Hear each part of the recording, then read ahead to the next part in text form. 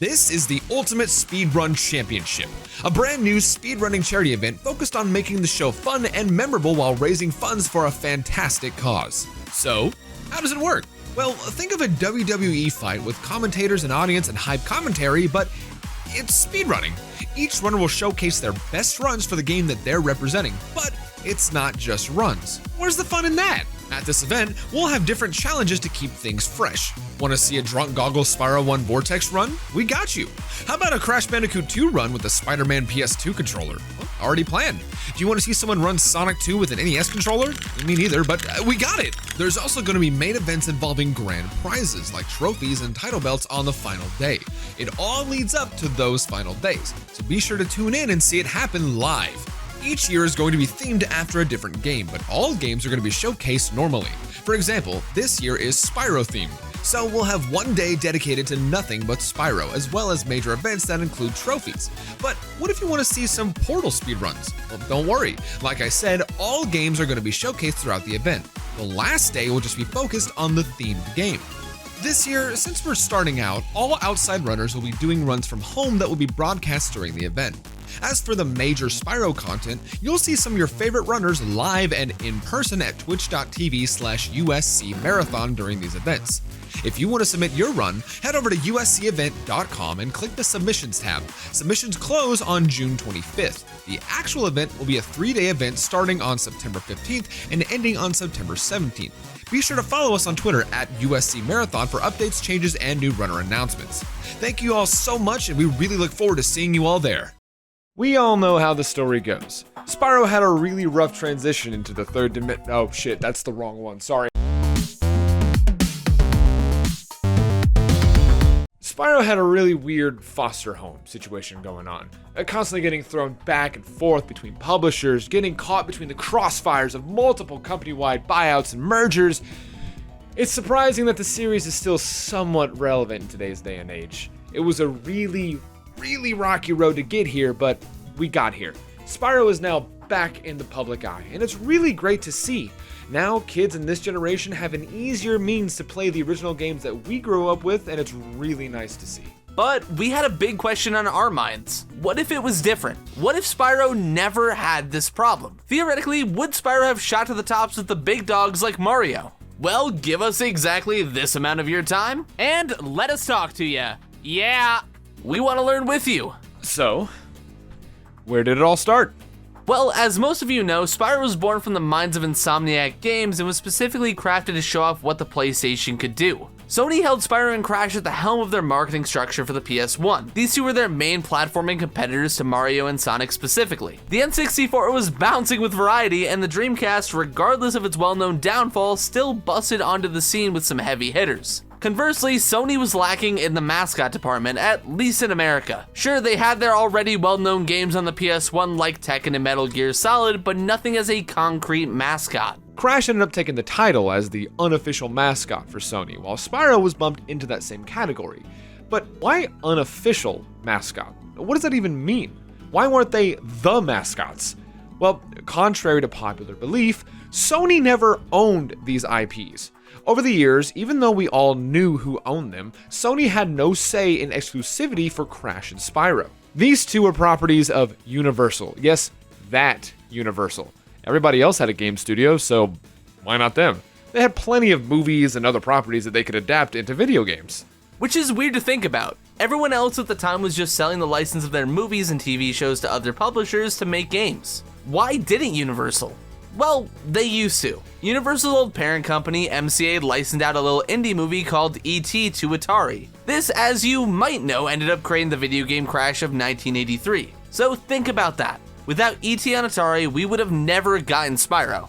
So now with Universal in full control, they formed Universal Interactive Studios. Now they control the publishing rights to their own IPs. The company already did work with Naughty Dog and Insomniac prior to their major successes, so it just seemed fitting to contract them again for something to compete with Nintendo and Sega. Along with a deal made with Sony for exclusivity, Universal gave them the green light and the projects were underway. So after the Insomniac era is when Spyro started to go downhill, right? Wrong.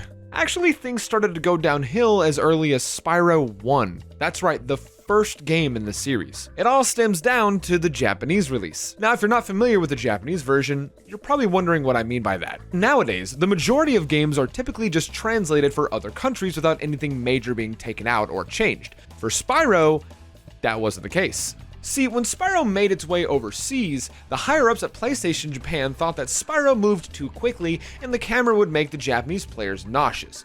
With the competition at hand, they literally said, make it like Mario 64. So the camera was pulled way out to give a pseudo-isometric view that slowly followed Spyro, and the charge was severely slowed down to lower the quick movement. There were numerous other changes, but these two were the main problem. Spyro 1 and 2 together received this major game change. Both games have ways of restoring some of the original controls and camera, but it still doesn't fully convert it back. For some reason, in Spyro 1, the option to restore the fully charging speed and charging camera are left behind beating the game fully once, and then inputting a cheat code. And in Spyro 2, you can only change the camera back to the original version in the options menu. With these two games being the only exposure the series had in Japan at the time, Spyro quickly fell off the map over there. And it really shows in the sales numbers. Spyro 2 sales in Japan dropped 85%. After this, the only other game that came out in Japan was Spyro Orange. Yeah, that's Spyro Orange, which, surprise surprise, didn't even make the sales charts. So with that in mind, at this point, Spyro no longer had the worldwide reach that other platformers do. The biggest and really only demographic are the US and the UK. Now, knowing that the worldwide reach is gone from the series, we can get back to our theoretical. Was Spyro destined to fail? Now, keep in mind that when we say fail, we're mainly talking about failing to stay as relevant as the competitors. Sonic had some extremely rough patches, but the series always stayed relevant, for better or for worse. Spyro just kind of faded into obscurity. Even when new games were coming out, no one was talking about them. Then he disappeared for a while. You could argue that Skylanders brought back some life into the discussion of Spyro, but I'd argue against that. Kids know the name Spyro from the toy, but not anything else. He was just a small side character in his own reboot.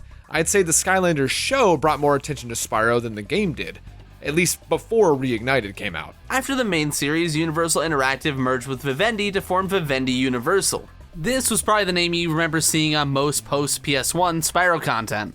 Now from here you probably know how the rest of the story goes. Company after company gets bought, merged, thrown around, etc. And Spyro's always just in the middle of it. So to start off our hypothetical, let's say that Spyro gets some proper love and care. Maybe for this version of Enter the Dragonfly, he gets some sort of experienced developer instead of two brand new devs that only made one game. It was this game, it was Enter the Dragonfly, in case you were wondering. But right away, we run into the same problem. You need to remember that Insomniac was done with Spyro. They had no more ideas and wanted to move on to something fresh, hence Ratchet & Clank. ETD did some good things like the multiple breath abilities, but failed at making the game. So let's say the game is fully finished and Vivendi didn't rush it out for the winter release. Well, already, we're changing more than one thing. Instead of having a proper developer, we're assuming he'll have a proper publisher. Because keep in mind, it wasn't just the devs. The publisher is primarily responsible for how this game ended up becoming. Okay, better developer and properly managed publisher. Got it. So ETD is fully finished and is kinda similar to how it was displayed in the game that we got. Except it's way more polished and has more levels, more homeworlds, and feels more like PS1 Spyro, just, on a PS2. Sounds amazing, right? Well, we kinda start running into the same problem Insomniac had. Things might become a bit stale and samey. The new things ETD introduced were vehicle sections, and I guess that'd be the next step in this theoretical ETD as well. So that'd probably bring it down for me, since I wasn't fond at all of the vehicle sections of Wrath of Cortex either.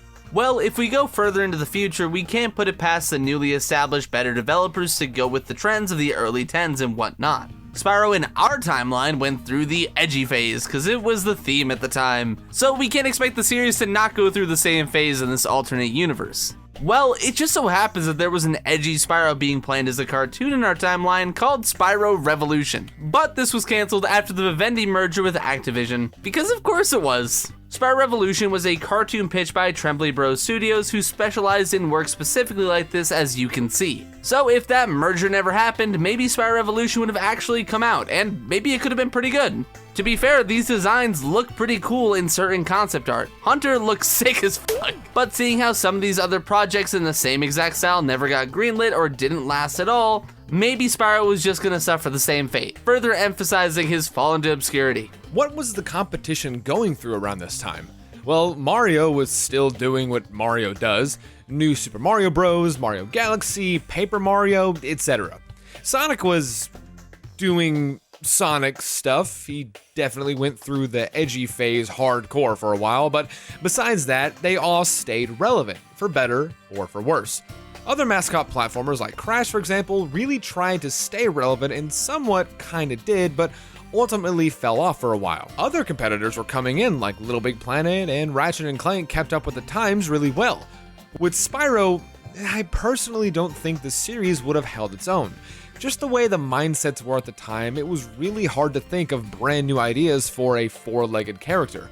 Hell, that's why we had 4 other characters in Spyro 3. What were they gonna do? Add more characters? Or make him stand up? As for me, I believe very firmly that just about any game, franchise, or IP could absolutely be up there with the big boys if given enough love, care, and attention. Having grown up with Spink the Dink and seeing firsthand the impact this little purple dumbass can have on a kid has earned him a ton of credit in my book personally, which you can buy now on Shemp.store alongside all of these cool stickers, including this one where Shemp and I are making out passionately. Speaking of passion, that's the #1 thing a franchise like Spyro really needs to excel and succeed. Even in the modern day, we're in the genesis of video game revivals. And with the success of Reignited, Activision would be pretty dumb not to further capitalize on Spyro's name value with another game in the near future. But hey, that's just a theory.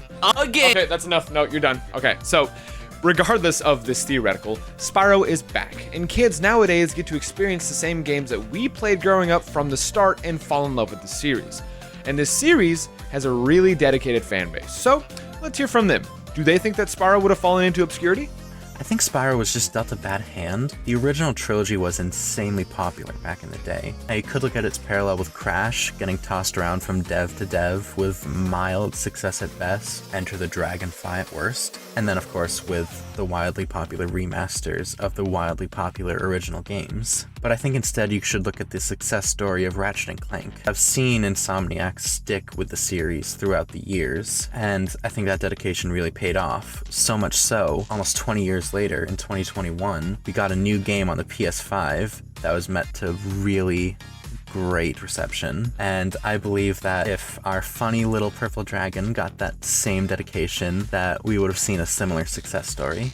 I think Spyro would not remain relevant today. I really agree with what the Insomniac developers were saying, where they were really maxing out the potential of the franchise by the 3rd installment. I think maybe there could have been enough content for a 4th mainline Spyro game. As it stands, I think they made the right call by moving on to franchises with main characters that had hands, so you could do engaged gameplay mechanics and there's more room for variety. I do think if Spyro had a developer that was consistent throughout the PS2 and PS3 era and made games of similar style and similar quality to the trilogy, I think the game would have maintained excellent relevancy. Now, I don't think it would have been as popular as Mario or Sonic or any of the big mascots, but I think Spyro would have been a much bigger name in the mascot history book than it is now if it weren't for games like ETD coming out and kind of ruining its reputation. I've said this before, but I think if A Hero's Tale came out as the 4th Spyro game, I think we'd have a much different reputation of Spyro past the original trilogy. In my opinion, A Hero's Tale was a pretty damn good game, and I honestly think Enter the Dragonfly kind of just ruined Spyro's reputation after the original trilogy. I mean, considering how much of an unfinished, unpolished, buggy game Enter the Dragonfly was, can you really blame anybody for thinking Spyro was just going downhill after that? I think a game's relevance is decided by the community that keeps it going 20 years later. So for me, Spyro lives on through my stream, through my gameplay. Not through whatever the Toys for Bob or Activision or Insomniac or any of those motherfuckers do. It lives on through me and through all of the fans that keep the game alive, make content, keep it playing, keep discussing it. Even with all this speculative bullshit, I mean, that is a form of enjoyment enjoyment of the IP. So really, Spyro hasn't failed. In comparing Spyro to something like Mario and Sonic, which had very consistent publishers and devs, I don't really feel like that's fair. Spyro was never meant to be like the main mascot, first off, which, you know, led to him not being as recognizable as somebody like Crash Bandicoot who came before him. That being said, I don't feel like Spyro has necessarily failed. Yes, there are some duds. However, if you look at every generation of Spyro, short of maybe the 4th game, everything has been relevant in one way or another. You can look at games like Skylanders or Hero's Tale or the Legend of series, and you'll find a dedicated fan base for each one of those. The only one that I haven't seen anybody really defend is that 4th game. Something like The Legend of Spyro, that brought in a generation of people, maybe the generation after me, into Spyro, and they became obsessed with this big, broad story and this, you know, amazing Lord of the Rings-esque thing, and that gave them their passion for Spyro. And then you look at things like Skylanders, which, yes, I know a lot of original Spyro fans hate, but that kept Spyro alive for another generation, and it's because of that Toys for Bob then got to do the remaster. So I don't necessarily think Spyro has failed, I just think that there's been a lot of miscommunication between the developers on what exactly Spyro should be, because he started off as a collectathon, then he became a beat 'em up, then he became whatever he is in Skylanders, and it's all been very inconsistent. However, I definitely feel like Spyro has a lot of potential to now be something a lot more consistent should they choose to do a new game. You could also argue that Spyro did find a lot of success even with Skylanders, although they really just sort of took his name to sell so many toys. And then they took his name off of every other game in the series. And they made the Netflix show, which I've heard, like, isn't bad, but like, I guess it's to be expected of a kid's show to have some weird jokes. I think people know and recognize the name if you were to say it, but it's also true that the developers of the original trilogy felt like they were running out of ways to make Spyro feel like a fresh game, and that was only 3 games in. So it's hard to say if Spyro would have kept relevant with consistent development, even though Spyro did get bounced around so much. You've got to admit, like, some of it did add new life to the franchise with like the Legend of Spyro and the Hero's Tale series. All in all, a lot of people thought Skylanders really killed Spyro, myself included, but they still went back to make Reignited and it sold well, and people were eager for that game. So I think whatever niche that Spyro has filled, it's sort of got where it's going to get.